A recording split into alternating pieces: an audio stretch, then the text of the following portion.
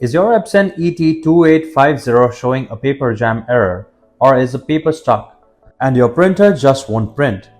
Don't worry, in this video I'll show you exactly how to clear a paper jam on your Epson ET-2850 step by step.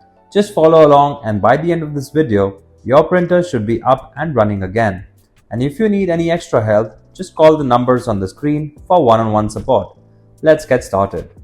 Before we start the step, we request you to join our YouTube channel and support us. You can be a part of our growing family where millions come together to learn, solve problems, and stay up to date. First thing, unplug your printer.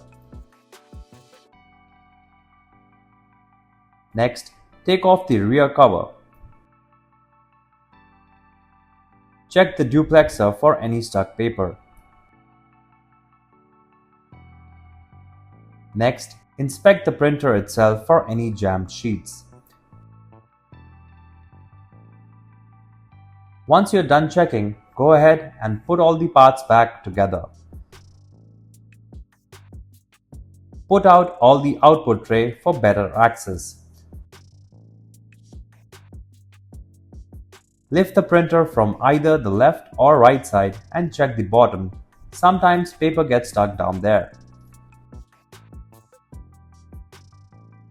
Bring the printer into the upright position and close the input tray. Next, place your finger in the gaps on both sides of the printer.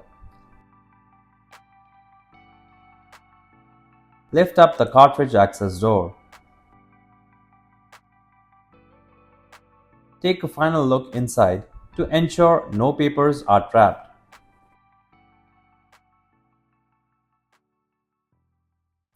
If you like our content, give us a like, and if you want to learn more, subscribe to our channel.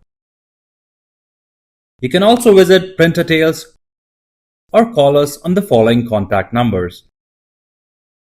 If you think we haven't covered your printer yet, you can let us know in the comments section.